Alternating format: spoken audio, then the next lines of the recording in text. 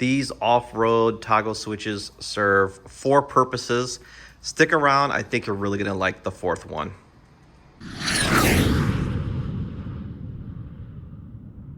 These things serve a few different purposes. So purpose number 1 is it allows you to turn on and off accessories on your side-by-side when you want it to. The second purpose is sometimes these switches serve multiple purposes. For example, this one has the ability to control 2 different types of accessories in one switch. So we have the low beam and the high beam.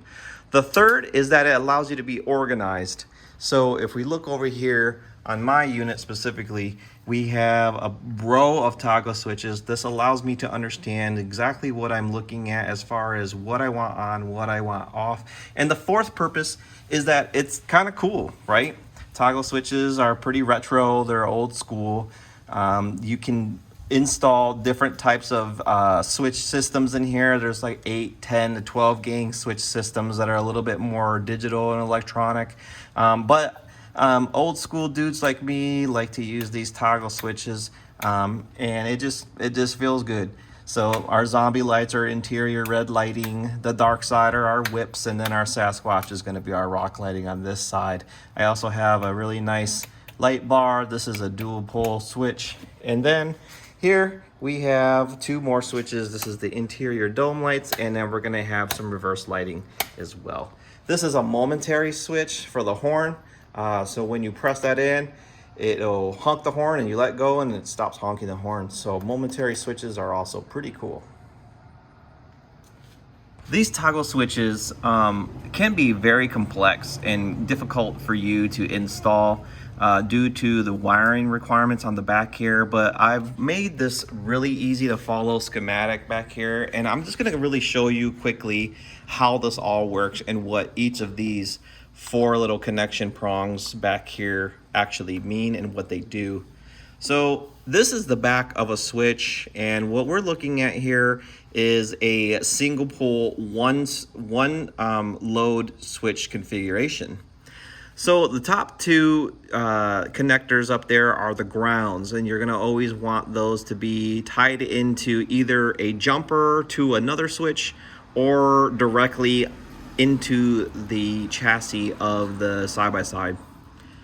This one down here, which is the next one, is going to be your power source. So this is going to be a connection from the battery, or it could be from an accessory that has constant 12 volts. It could also be something that receives power once you turn on the vehicle.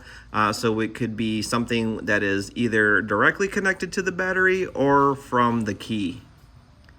Over here on the right-hand side is a power source that comes in from the battery or the accessory as well. And this specifically is for the actual switch itself. So if you look at this one, for example, these 2 little lights and this language or this wording right here will light up. This is a blue toggle switch. So at night, when your UTV is on or you have 12 volts going to this switch, this will have a backlit blue ambience. And finally, the last one down here, this connector is for the load.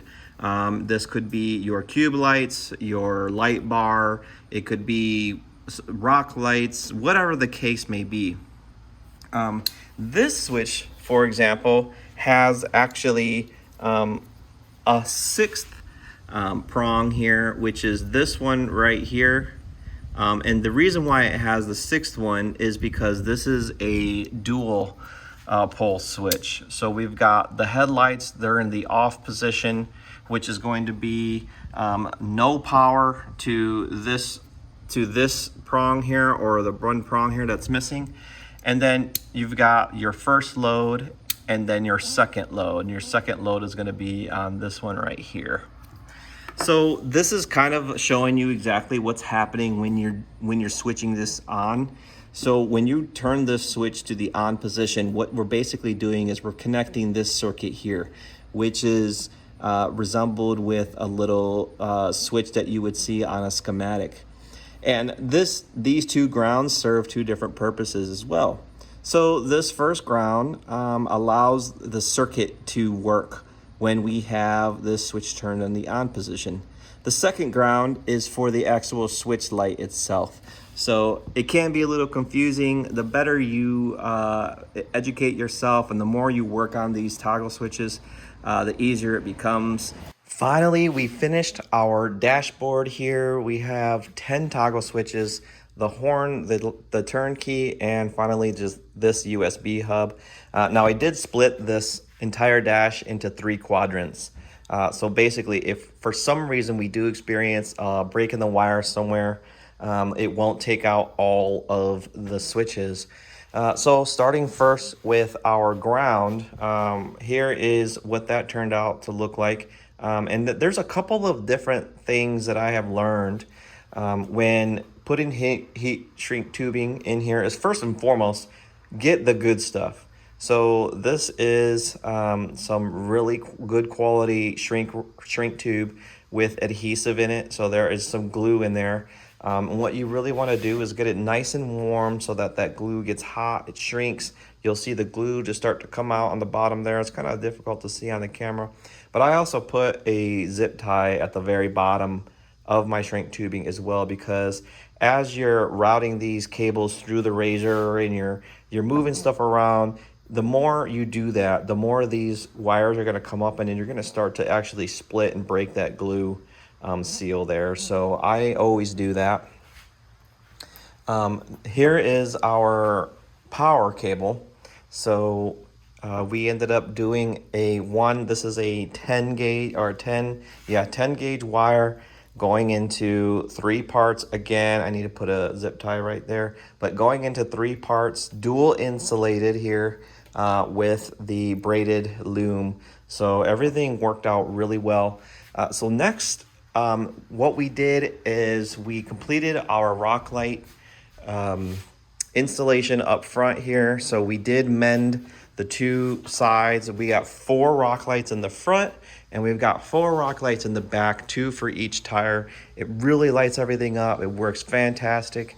So what we've basically got here is these are for the passenger side and the driver side, and then we built another part of a harness. So this will be for the front. This fuse is for the front part of the switch, and then this is for the rear. This is the ground as well, and then this switch is for our light bar, and it has a fuse built in line to it as well, because these aren't going to go in the back of the razor where the fuse box is going to be.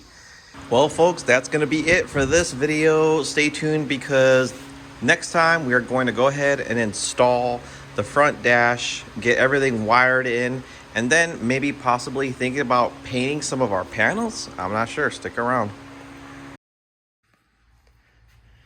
Finally, we finished our dashboard here. We have 10 toggle switches, the horn, the turnkey, and finally just this USB hub.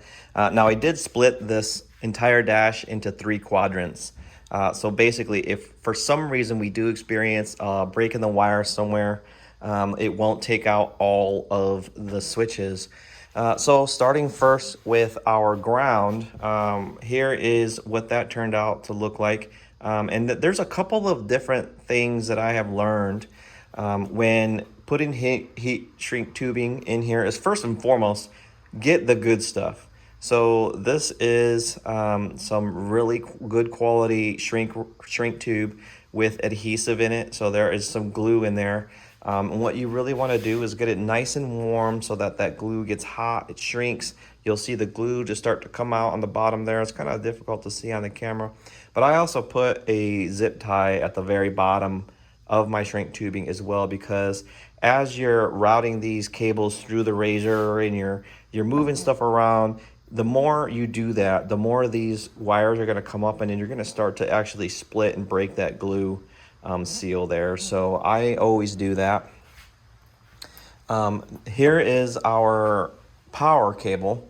So we ended up doing this is a 10 gauge wire going into 3 parts. Again, I need to put a zip tie right there, but going into 3 parts, dual insulated here with the braided loom. So everything worked out really well. So next, what we did is we completed our Rocklight installation up front here. So we did mend the 2 sides. We got 4 Rocklights in the front, and we've got 4 Rocklights in the back, 2 for each tire. It really lights everything up. It works fantastic. So what we've basically got here is these are for the passenger side and the driver side, and then we built another part of a harness. So this will be for the front.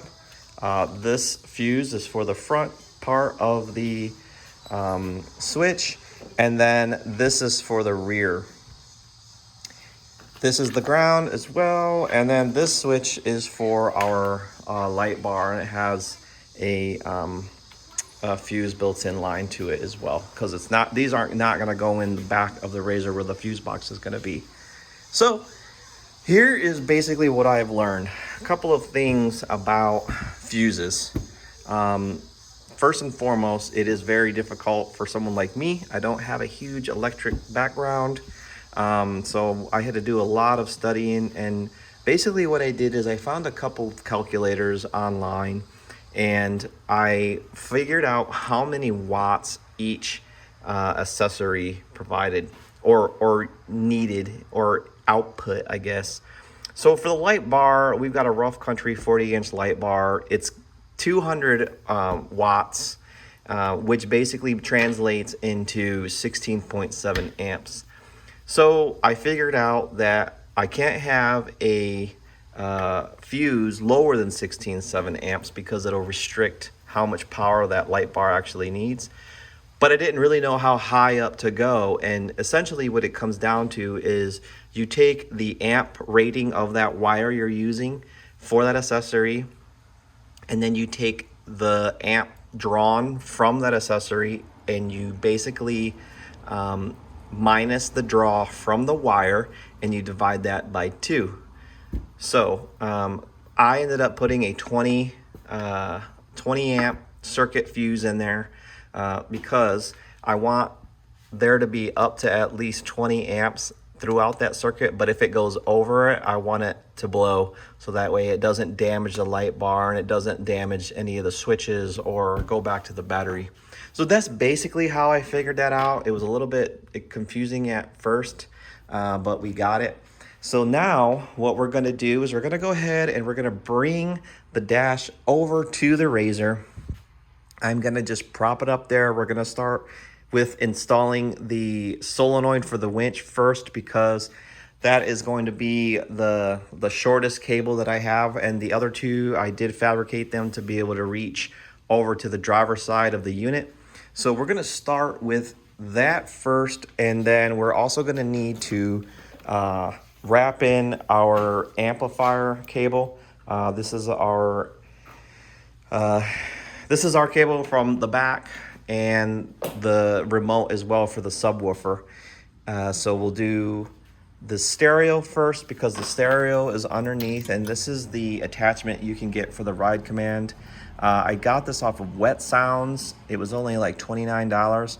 The cables, the wires are very thin, which is disappointing because I put a lot of money and work into the cabling of this amplifier, and come to find out it's going into these little things. But it still works really good because it's a wired system.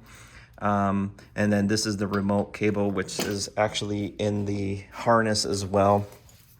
So we have this little cable right here for the amplifier, so that way when we turn the RZR on, this will be hot from the remote signal, and it'll turn the amplifier on to make sure that everything's working right. So let's just go ahead and start bringing everything over. We'll start getting this thing together, and we'll see how it goes.